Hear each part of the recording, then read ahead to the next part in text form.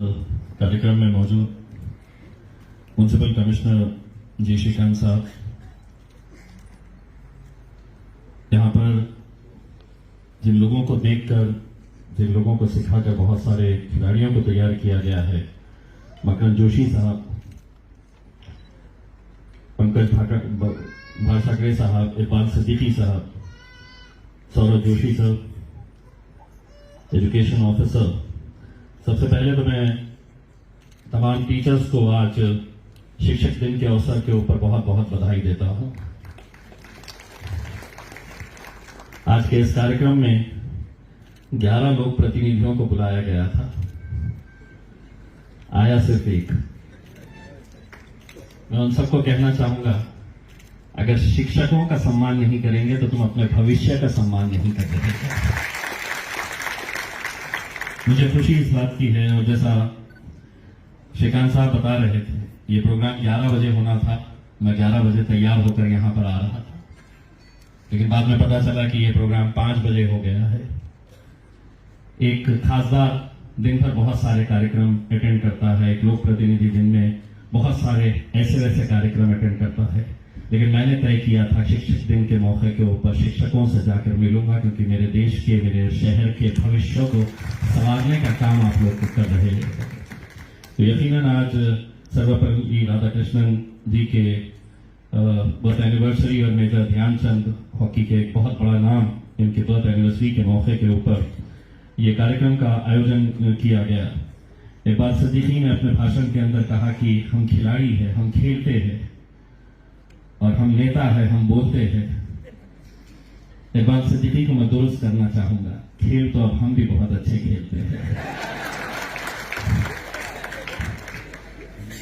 शायद आपने देखा नहीं होगा, आजकल तो महाराष्ट्र के अंदर हम सुबह एक टीम में रहते हैं, रात हुए तक हम दूसरी टीम में चले जाते हैं।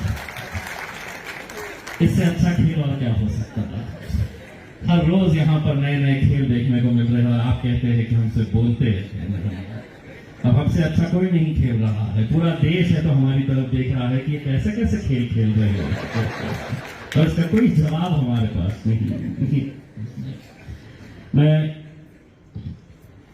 देखिए, बहुत सारे कमिश्नर्स आते हैं, एक IAS ऑफिसर महानगर पालिका के अंदर पिछले कई सालों से मैं खुद देख रहा हूं, लेकिन एक IAS ऑफिसर अगर ऐसा आता है जिसका ध्यान अपने स्कूल की तरफ है, अपने बच्चों की तरफ है, वो यहां पर अच्छे मैदान, खेलों के मैदान बनाना चाहता है, तो मैंने अपने 10 साल के लोक प्रतिनिधि के करियर के अंदर बहुत सारे कमिश्नर्स को देखा है, लेकिन श्रीकांत साहब आपके लिए इज्जत इसलिए बढ़ जाती है कि आप इन कामों के ऊपर ध्यान दे रहे हैं।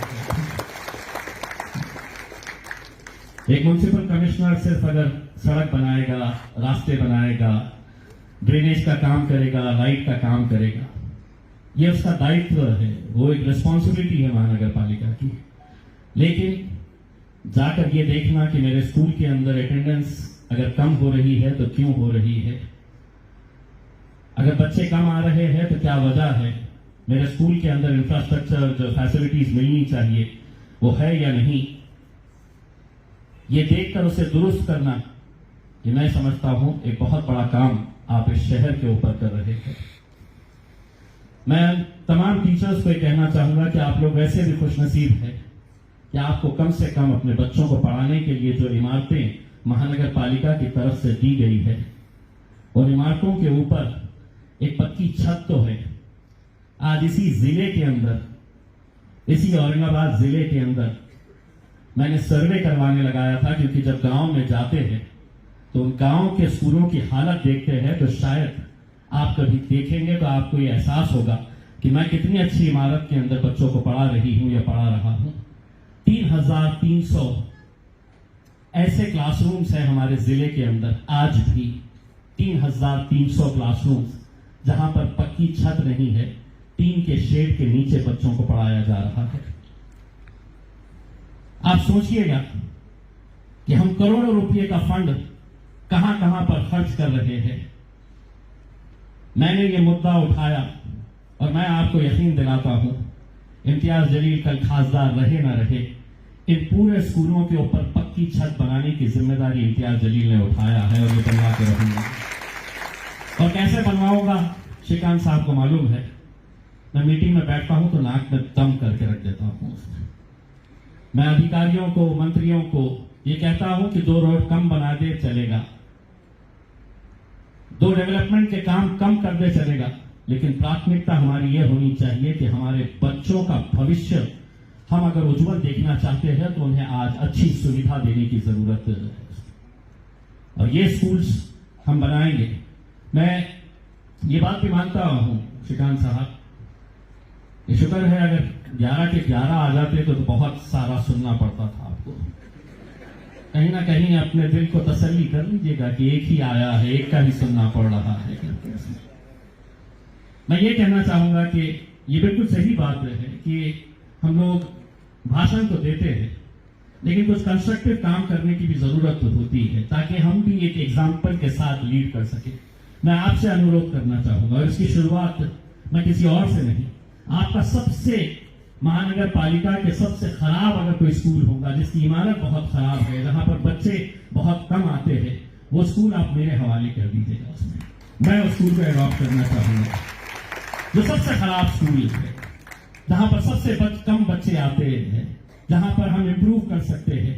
मैं उस स्कूल को एडॉप्ट करना चाहूंगा और हो सकता है अगले साल जब हम टीचर्स डे का प्रोग्राम मनाएं तो आप उस प्रोग्राम के अंदर कहे कि ये स्कूल ऐसी हालत थी, इम्तियाज जलील तुमने लिए और जो बाकी आज 10 नहीं आए हैं तो वो नेक्स्ट ईयर का प्रोग्राम भी स्किप करवा लेंगे कि कहीं श्रीकांत साहब हमारे हवाले भी एक स्कूल न चेप दे।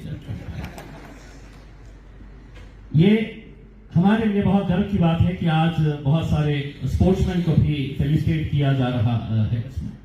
आज ये बात बिल्कुल सही है। मैंने इकबाल सिद्दीकी को अपनी आंखों के सामने बड़ा होते हुए देखा है, किस मैदान के ऊपर जहां पर हमारे शहर का स्मार्ट सिटी का ऑफिस है, उसी ग्राउंड के ऊपर कोई फैसिलिटी नहीं थी।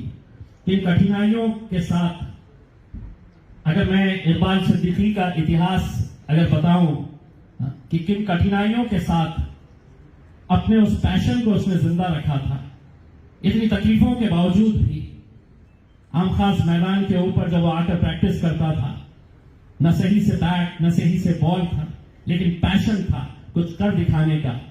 तो मैंने उसको उस स्टेज के अंदर भी देखा और मेरा सीना उस वक्त भी बड़ा चौड़ा हो गया था जब हिंदुस्तान की टीम के अंदर इकबाल सिद्दीकी बॉलिंग करने के लिए उतरा था। तो ऐसे नौजवान हैं जो मेरे हिसाब से एक इंस्पिरेशन है हम सबके लिए। इसीलिए हम चाहते हैं कि यहां पर जितने ज्यादा स्पोर्ट्स के मैदान हम बना सकते हैं, यही मौका है। देखिए, मैंने जैसा आपको बताया है, दूसरा कमिश्नर आएगा तो उसके हो सकता है कि उनकी प्रायोरिटीज कुछ अलग है। जितना फायदा उठा सकते हैं श्रीकांत साहब का उठा लीजिएगा, जितने स्कूल्स को बेहतर बना सकते हैं बना लीजिएगा, जितने मैदान तैयार कर सकते हैं कर लीजिएगा उसमें, ताकि आने वाला भविष्य हमारा बहुत अच्छा रहे। आम खास मैदान के बारे में श्रीकांत साहब, हमारी बड़ी ख्वाहिश है कि वहां पर एक स्टेडियम बनना चाहिए करके। जो 16 तारीख के दिन कैबिनेट की यहां पर मीटिंग होने वाली है, तो उस कैबिनेट मीटिंग के अंदर भी हम गवर्नमेंट को एक प्रस्ताव दे रहे हैं, हम इसके बारे में पुश कर रहे हैं कि स्पोर्टिंग एक्टिविटीज के लिए यकीनन आम खास मैदान के ऊपर एक स्टेडियम बनना चाहिए करके। पंकज भाई, आपने कहा कि स्पोर्ट्स के लिए हम हमेशा हमारे साथ रहेंगे करके, लेकिन मैं आपको एक बात बताना चाहता हूं। जब इस शहर के अंदर एक स्पोर्ट्स यूनिवर्सिटी डिक्लेयर हुई थी, वो स्पोर्ट्स यूनिवर्सिटी रातों रात यहां से निकालकर पूना लेकर चले गए। उस वक्त मैंने जितने स्पोर्ट्स एसोसिएशंस हैं उनको पर्सनली फोन करके उनको हाथ जोड़कर गुजारिश किया था कि इस स्पोर्ट्स यूनिवर्सिटी के अंदर मैं नहीं खेलने वाला हूं, लेकिन आने वाले बच्चे इसका फायदा उठाने वाले हैं।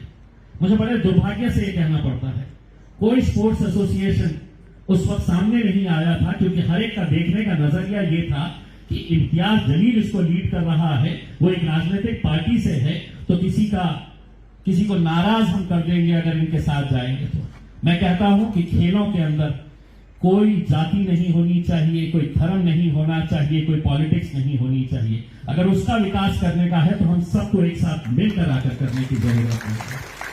और इतना परेशान किया हमने मीटिंग के अंदर कि मुझे खुशी है कि वो स्पोर्ट्स यूनिवर्सिटी जो चली गई थी, हमने औरंगाबाद के लिए वही यूनिवर्सिटी दोबारा वापस लेकर आए हैं और यहां पर आज उसके लिए फंडिंग भी डिक्लेयर हो चुकी है, उसके लिए पैसा भी अलॉट हो चुका है। 6.5 करोड़ रुपए का अभी मैं परसों मंत्रालय के अंदर था तो पंचोड़े साहब ने मुझे ऑर्डर बताया है कि उसकी बाउंड्री वॉल का काम शुरू हुआ है और एक कमेटी बनाई जा रही है कि स्पोर्ट्स यूनिवर्सिटी तो रहेगी, लेकिन स्पोर्ट्स यूनिवर्सिटी के अंदर होगा क्या। तो ओम प्रकाश बकोरिया साहब जो यहाँ के ये थे और भी ऐसे जो स्पोर्ट्स के अंदर इंटरेस्ट रखने वाले, उनकी एक कमेटी तैयार करके आगे उस स्पोर्ट्स यूनिवर्सिटी का यकीनन इस शहर को ही नहीं, इस जिले को ही नहीं, बल्कि इस पूरे क्षेत्र को, मराठवाड़ा के क्षेत्र को यकीनन इसका फायदा होगा। मैं तमाम उपक्रमशील शिक्षक व गुणवंत खिलाड़ियों के इस सत्कार कार्यक्रम के अंदर आप सबको एक बार फिर से बहुत बहुत बधाई देता हूं। Thank you very much.